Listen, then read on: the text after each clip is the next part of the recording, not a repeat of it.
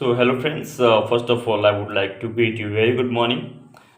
आज जिस मुद्दे का चयन किया गया है एंड आई थिंक कि ये बड़ा इम्पोर्टेंट भी है क्योंकि आपको पता है कि हमारे यहाँ भारत देश के अंदर दो तरह की संस्थाएं होती हैं।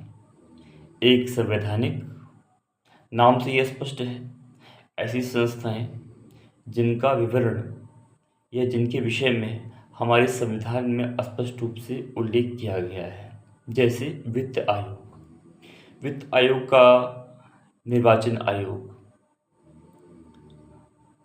तो आप देखेंगे कि जिन संस्थाओं का जो है विवरण संविधान में है, जैसे आर्टिकल 280 के तहत वित्त आयोग आपका है, निर्वाचन आयोग आपका 124 के तहत है, तो सॉरी 324 के तहत है, ठीक है। तो इन संस्थाओं को हम लोग बोलते हैं संवैधानिक संस्थाएं। फिर दूसरी होती हैं गैर संवैधानिक संस्थाएं, यानी ऐसी संस्थाएं जिनका विवरण, जिनका उल्लेख हमारे संविधान में नहीं किया गया है।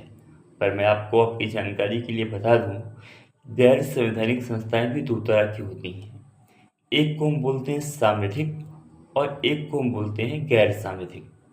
अब यहाँ इस वीडियो को बनाने का सिर्फ और सिर्फ मकसद यही है कि अक्सर हम लोग संवैधानिक और सांविधिक में अंतर नहीं कर पाते हैं। तो बहुत बड़ा अंतर है सांविधिक और संवैधानिक में।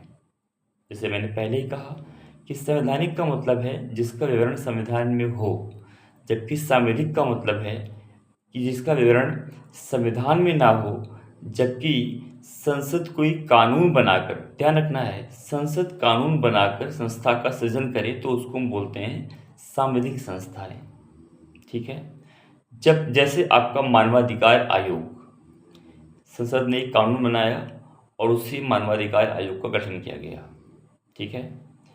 फिर जो आपकी तीसरी तरह की संस्थाएं होती हैं वो पूर्णतया गैर संवैधानिक होती हैं।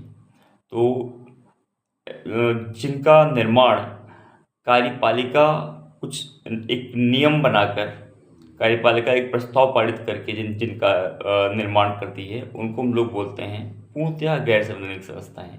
जैसे नीति आयोग, इससे पहले आपका योजना आयोग था, तो ये कार्यपालिका के निर्णयों का एक परिणाम है। तो आशा है आप समझ चुके होंगे। सांविधिक मतलब संसद द्वारा बनाए गए कानून से बनी संस्थाएं, संवैधानिक मतलब जो संविधान में है, और गैर संवैधानिक का मतलब पूर्णतया जो कार्यकारी निर्णयों का परिणाम है। धन्यवाद।